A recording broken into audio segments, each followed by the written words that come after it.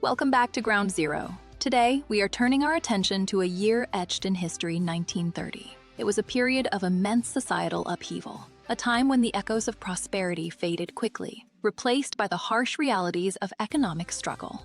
While global events unfolded with increasing tension, from the rising tide of political extremism abroad to the first ever FIFA World Cup, bringing a spark of joy, the world still sought escapism. And cinema delivered, offering both reflection and respite. We have meticulously reviewed countless films from that year, sifting through the narratives and artistry to bring you a curated list of the 10 best movies of 1930.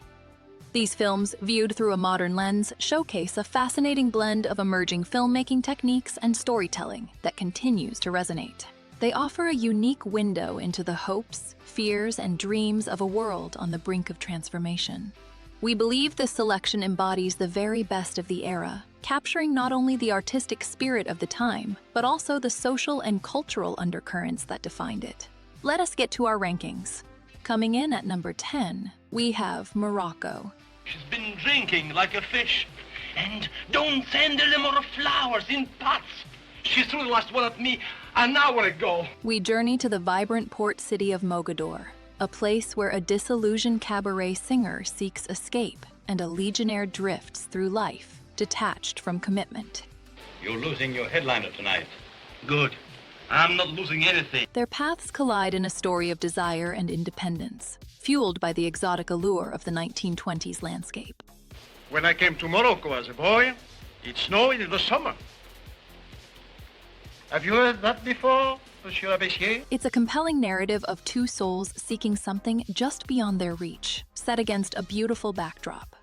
Anybody who has faith in me is a sucker. Gary Cooper embodies the stoic charm of Tom Brown, his performance radiating a quiet intensity as he navigates a world of fleeting connections. I've been looking for the right kind of woman all my life, and I think I've found her. Marlene Dietrich delivers a truly unforgettable turn as Mademoiselle Amy Jolly, projecting a captivating mix of world weariness and alluring confidence. There's a foreign legion of women. Two.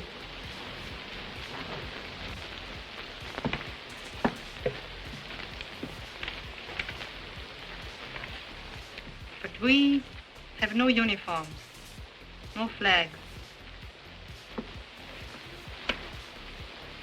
and no medals. Adolphe Menjot provides a wonderfully smooth contrast as Monsieur Le Bessier, a man accustomed to getting everything he wants. You want to thank me for making you happy. We find a story that subtly explores themes of autonomy and societal expectation, depicting characters rejecting conventional roles. I'm sorry to intrude, but I'm leaving for the Sahara in the morning, and I just came to say goodbye. The film offers a glimpse into a world of shifting power dynamics and unspoken longing. He makes believe that he been hurt very badly. When you find it out, we'll put him in another company. It's a visual poem, a delicate dance of shadows and light, that lingers in the memory like a half-forgotten dream. What was I going to say? Oh, yes. Pick yourself a protector. It will give you prestige. Coming up next is The Big Trail.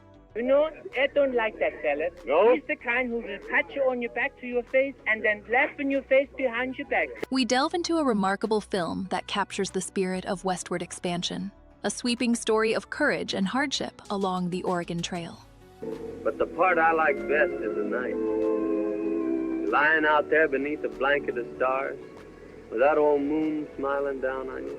The narrative centers on Breck Coleman, a skilled scout, as he guides a large wagon train across treacherous landscapes, all while seeking justice for a past wrong and hoping to win the heart of the captivating Ruth Cameron. Not that I've got hatred in my heart, but that I'm the law out here, that's all. And the law is justice. It is a tale of resilience, set against the backdrop of the beautiful, yet unforgiving, American frontier. Why, there's a home in all the South that wouldn't welcome the daughter of Colonel Cameron. John Wayne embodies the rugged individualism of Breck Coleman, portraying a man driven by both duty and a quiet longing. You can never tell how a woman feels by the way she acts. There's all riddles, all of them, and you just gotta guess them. And no matter which way you guess, you're wrong. Marguerite Churchill brings a delightful grace to Ruth Cameron, presenting a woman of independent spirit. Boy, I wouldn't let my mother-in-law boss me around like that. Stand up to her like a man. Face her down, boy. If it was me, I'd tell her what was on my chest. Tully Marshall delivers a commanding performance as Zeke, a determined figure within the group, showcasing a strong presence during the journey. When I get more than 3 or 4 families within 100 miles of me, I begin to feel kind of crowded. Elle Brendel brings a much-needed levity to the dangers faced by the pioneers. Why, there's trees out there, big tall pines, just a-reaching and a-reaching, as if they wanted to climb right through the gates of heaven. The film explores the themes of vengeance and redemption, while also celebrating the pioneering spirit of the 1930s. Yes, and you know someday my mother-in-law is going to talk so much, she's going to break her yaw. It's a beautiful reminder of the sacrifices made to forge a nation, a testament to the strength and vulnerability of the human condition. Plenty. But I gotta kill me a pair of skunks. Back a piece on the road to Santa Fe. The visuals linger long after viewing, evoking a sense of wonder and the weight of history. There's salmon swarming up them rivers thicker than blackbirds in the cane's nest. Coming up next is People on Sunday. We delve into a remarkable piece of cinematic history, a snapshot of ordinary existence in a bustling metropolis. This film presents a day in the lives of several Berliners, following their pursuits of leisure and connection as they navigate a weekend full of possibility. It's a candid glimpse into moments of joy, frustration, and the quiet dramas that unfold within a vibrant urban landscape. Erwin Spletstosser embodies the restless spirit of a taxi driver, his desire for carefree enjoyment subtly contrasting with the emotional distance growing between him and Annie Schreier. Brigitte Borchert portrays a record shop assistant with a captivating naturalism, while Wolfgang von Walterschassen brings a charming awkwardness to his role as a wine seller. Crystal Ehlers illuminates the screen with a quiet melancholy, as a film extra yearning for something more. The film beautifully captures the complexities of relationships in the 1930s, highlighting the unspoken tensions and shifting affections that shape human connection. We observe these individuals searching for happiness, navigating disappointment, and finding solace in fleeting encounters. It's a portrait of humanity that resonates, reminding us of the universal experiences that bind us across time and place. A shared story whispered from a long-gone era. Coming up next is Earth. We delve into a film that presents a vibrant portrait of a society undergoing profound change, set against the backdrop of the Ukrainian countryside. The story unfolds as a community embraces the concept of collective farming, a bold initiative to reshape their agricultural landscape and future. Through sweeping visuals, we witness the initial fervor and subsequent hardships encountered during this transformation. Seaman Svashenko embodies Vasil, his portrayal radiating both youthful optimism and a growing awareness of the challenges before him. Alina Maximova as Natalia beautifully conveys the hopes and anxieties of a bride entering this new world. Stepan Shorgorod delivers a compelling performance as Opanas, representing a generation resisting change, his presence a study in steadfast conviction. Film examines themes of societal progress and the human cost of such shifts. It resonates with a powerful examination of community and the delicate balance between tradition and innovation. Earth lingers with a sense of both promise and melancholy, a visual poem that speaks to the enduring spirit of a people and their connection to the land. Coming up next is Hell's Angels. Doesn't he know? No. When I'm with Roy, I'm the way Roy wants me to be. We delve into a gripping tale set against the backdrop of the Great War, a story of brotherhood and courage among the daring pilots of the Royal Flying Corps. I'll give him a word. Murder! That's what this dirty, rotten politician's war is! The film follows the Rutledge brothers, Roy and Monte, as they navigate the perils of aerial combat, driven by duty and a complex rivalry. Neither does Helen. I took it myself when she wasn't looking. It's a spectacle of bravery and risk in the skies, showcasing a world on the brink of immense change. Sorry, sir, but I stopped to dig a few of the cockroaches out of it. James Hall embodies Roy Rutledge with a quiet intensity, portraying a man wholly consumed by his commitment to the war effort. Oh, there you go again. I suppose when a woman's no good and her husband finds it out, I've got to get shot just because it's the honorable thing to do. Ben Lyon, as Monte Rutledge, brings a nuanced performance, revealing a character wrestling with fear and honor, a man grappling with the realities of service. You know, it seems strange being here like this after hearing Roy rave about you for months. Jean Harlow, as Helen, adds a touch of grace and heartache to the unfolding drama. I want to be free. I want to be gay and have fun. Life's short, and I want to live while I'm alive. The film explores themes of loyalty, sacrifice, and the heavy cost of conflict. Oh, but I wanted to. Roy, you've no right to look so cool. I'm broiling. While focusing on aerial battles and technical brilliance, it reminds us of the human element within war. Isn't it customary to salute one's superior officer? It's a powerful reminder of the courage and camaraderie forged in the face of adversity, creating a lasting vision of a generation defined by turbulent times. On the ones that are yellow, I've got guts to say what I think! Coming up next is the Golden Age. We present a film that boldly explores the boundaries of societal norms and desire. A work that's truly unforgettable. The story unfolds as a series of interconnected moments, centering on a couple navigating a world determined to suppress their connection. Their passionate pursuit of intimacy is met with constant resistance from conventional expectations, family pressures, and the strictures of the era. It's a daring look at the forces that shape human relationships. Gaston Modot embodies the man with a raw intensity, particularly in scenes where his primal urges clash with restraint. Lealise conveys a captivating vulnerability as the woman, her quiet defiance speaking volumes in every frame. Caridad de Labordesque adds a layer of enigmatic charm to her supporting role. Max Ernst's brief appearance as the bandit leader is striking and memorable.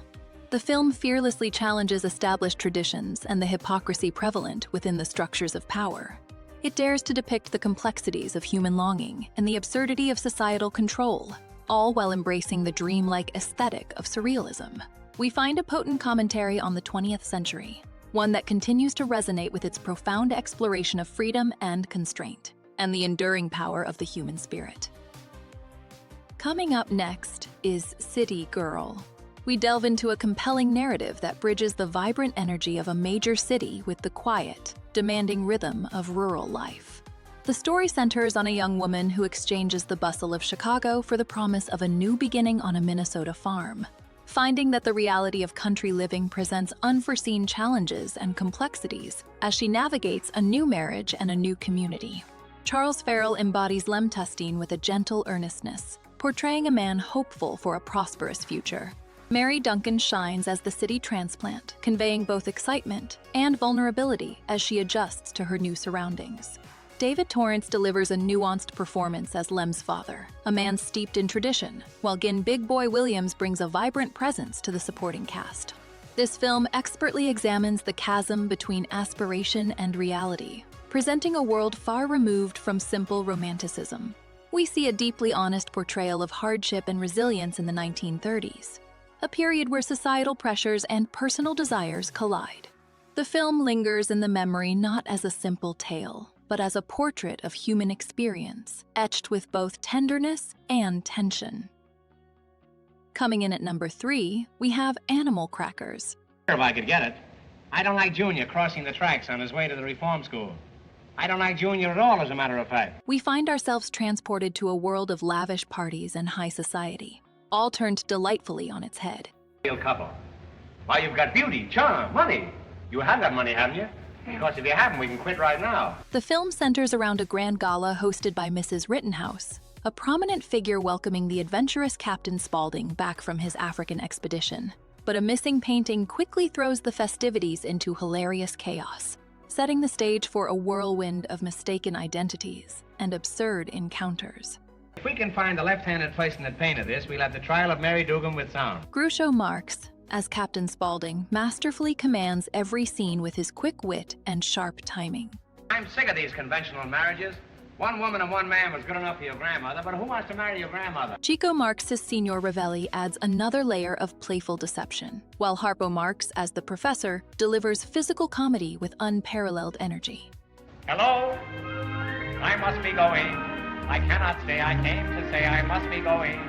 I'm glad I came, but just the same, I must be going. Lillian Roth shines as Arabella Rittenhouse, her reactions a perfect foil to the brothers' antics, and Margaret Dumont portrays a wonderfully flustered Mrs. Rittenhouse. What would you suggest, Mom? Suicide? This film, born from the stage, is a vibrant satire of the elite in the 1930s. You couldn't afford it. You see, if we don't rehearse, so we don't play. And if we don't play, That runs into money. It's a masterclass in comedic timing and visual gags, proving that sometimes the greatest adventures unfold not in faraway lands, but within the walls of a single, wonderfully chaotic mansion. We took some pictures of the native girls, but they weren't developed. The humor endures, still sparking joy generations later. You're one of the most beautiful women I've ever seen, and that's not saying much for you. Coming in at number 2, we have The Blue Angel. We consider this film a landmark achievement in early sound cinema, a story that explores the destructive power of obsession. The narrative centers on Professor Emmanuel Rath, a stern schoolmaster whose life is irrevocably altered when he becomes captivated by the alluring performer Lola Lola at a Hamburg nightclub. He finds himself caught in a spiral of longing and ultimately humiliation as his carefully constructed world begins to crumble. Emil Jannings delivers a truly remarkable performance as Rath, portraying the professor's descent with a haunting vulnerability. Marlene Dietrich, in her breakthrough role, embodies Lola Lola with an enigmatic magnetism, radiating a captivating allure in every scene. Kurt Geron as Kiepert adds a touch of world weariness, subtly highlighting the cabaret cynicism. The film masterfully examines themes of control, desire, and the loss of dignity. Director Joseph von Sternberg creates a visually striking world, and while the story unfolds against the backdrop of the 1930s, its exploration of human frailty feels timeless. We find the film lingers in the memory, a haunting echo of a man undone by his own yearning, becoming a part of the very spectacle he once scorned. Before we get to our number 1 pick, we have a few films that just missed the cut, but are more than worthy of an honorable mention. Our first notable mention is The Divorcee. Husbands should never be late. No, sir. You never know who's sitting on the bench waiting to take your place when you fall out of the game. We find ourselves considering a film that, while perhaps not reaching the heights of our featured selections, nonetheless holds a significant place in cinematic history. And if you would take your mind off Paul and concentrate more on your own left leg, I think we'd do a lot better. The story follows Jerry and Ted, a couple whose seemingly perfect marriage unravels after Ted's infidelity, and the shocking reciprocal response that follows. Well, you take it from me. Ex-husband's ex-wife divorced him because he sang in his bathtub. What truly sets this picture apart is its incredibly frank treatment of double standards and female sexual agency, a boldness rarely seen at the time. I realize how you feel. I sympathize with all your ideas about truth, honesty, and ethics. Norma Shearer delivers a truly captivating performance, expertly portraying a woman's transformation from devoted wife to a liberated, though wounded, individual. Well, for heaven's sake, Jerry, you'll have to make up your mind, one way or the other. The film bravely explores themes of betrayal and societal expectations, questioning the accepted norms surrounding marriage and relationships, and it is remarkable how openly these subjects are discussed. I'll never do anything you don't like. I'll never make you sorry, really. The Divorcee genuinely challenged the prevailing moral codes and helped pave the way for more progressive storytelling. I'm glad I've discovered there's more than one man in the world while I'm young and they want me. Our second honorable mention is Anna Christie. I'll be going surely. I'll be drinking slows of whiskey that'll wash that black kiss of yours off me lips.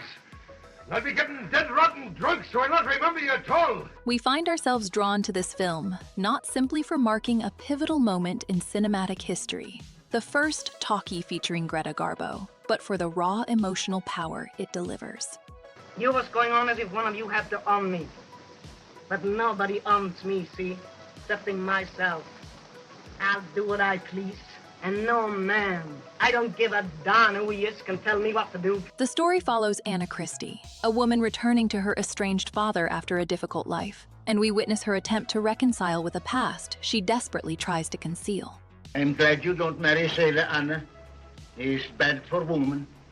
They don't never see their men only once in a long while. Garbo embodies a uniquely vulnerable strength, portraying a character weathered by hardship yet yearning for connection, and she does so with remarkable nuance.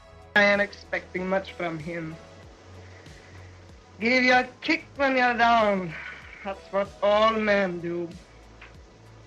And I don't suppose he'll turn out no better than the rest. The film explores themes of redemption, acceptance, and the complicated bonds of family, all set against the gritty backdrop of New York harbor life. Make them that way. Oh.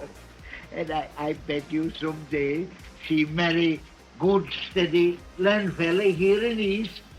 Have little house all her own. Have kids. While the adaptation stays close to the source material, a stage play, it benefits greatly from Garbo's magnetic performance and the newfound possibilities of sound in storytelling. I never could stand being caged up nowhere. Our third honorable mention is murder. You're unlucky this time, Inspector. This is Handel Fane, 100% he-woman. We find ourselves drawn to this early work from a master of suspense. A film that, while not possessing the intricate plotting of his later triumphs, showcases the burgeoning talent of Alfred Hitchcock. Oh, all right. I never heard yet that telling the truth is a disgrace. Murder I assure you, Inspector, I'm not the other woman in the case. presents a captivating, if somewhat simple mystery, where a celebrated actor, Sir John Meanier, takes it upon himself to investigate a possible wrongful conviction. The story unfolds with a procedural quality, and while it might feel a little slow by modern standards, Herbert Marshall's performance offers a charming and sophisticated presence that truly elevates the experience. Blood always makes me feel sick, even the mention of it. He brings a naturalism to the role, a quality wonderfully contrasted against the more affected performance of Nora Baring, and we appreciate the subtle comedic touches he adds throughout. This film, born from the transition to sound, is a fascinating look at a filmmaker finding his voice experimenting with innovative techniques, like long takes and skillful montage, hinting at the brilliance that was to come. We have journeyed through a remarkable collection of films, from the German expressionism of The Blue Angel and the Parisian streets of the Age of Gold, to the American landscapes of The Big Trail and the aerial spectacle of Hell's Angels. We have seen comedy drama and glimpses of a world grappling with immense change, a world mirroring the anxieties of the time with a growing economic crisis and rising global tensions. These films, each a testament to the power of storytelling, have led us to this singular point. And now, the moment we have all been waiting for. Coming in at number 1, we have All Quiet on the Western Front. Dirty and painful to die for your country. When it comes to dying for your country, it's better not to die at all. We consider this a cornerstone of cinematic achievement, a stark portrayal of the First World War's brutal reality. There's something I want to say to you, Paul. It's just be on your guard against the women out there. They're no good. The story follows a group of German schoolboys who eagerly enlist, only to have their youthful idealism shattered by the unimaginable horrors of the Western Front. You are the knife of the fatherland, you boys. It's a descent into a world where innocence is lost and survival becomes the only objective. Out of 20, 3 are officers, 9 dead, Muller and 3 others wounded, and 1 in the madhouse. Lou Ayres embodies Paul Baumer with a quiet dignity, showcasing the character's emotional erosion as the war progresses. We live in the trenches out there. We fight. We try not to be killed. Sometimes we are. That's all. Louise Woolheim as Kaczynski delivers a powerfully grounding performance, providing a much-needed paternal figure amidst the chaos. That kind of shell you don't have to pay much attention to. Those big fellas just make a lot of noise. John Ray's portrayal of the harsh training officer, Himmelsdoss, vividly illustrates the senseless authority that pervades wartime. They never taught us anything really useful, like how to light a cigarette in the wind, or make a fire out of wet wood, or bayonet a man in the belly. The film relentlessly examines the futility of conflict and the devastating psychological toll it takes on those who endure it. Some of you may have ambitions. I know of one young man who has great promise as a writer. We find the presentation of weaponry and its destructive effects to be profoundly unsettling, offering a visual language that speaks to the senselessness of war. Maybe it was because I was out there with him so long, huh? It lingers in the mind, a reminder of the human cost of ideological battles, and a testament to the resilience of the spirit, even in the face of unimaginable trauma. And up there we know we're lost and done for, whether we're dead or alive. And so we have reached the end of our journey through the best films of 1930, a truly remarkable collection of 10 titles that captured a moment in time. From gripping dramas to innovative musicals, these pictures showcase a blossoming cinematic language, establishing many tropes we still see today, and solidifying the foundations of storytelling on the silver screen. But what about your favorites? Do you agree with our choices, or did we overlook a cherished classic? We want to know, so please share your own picks in the comments below.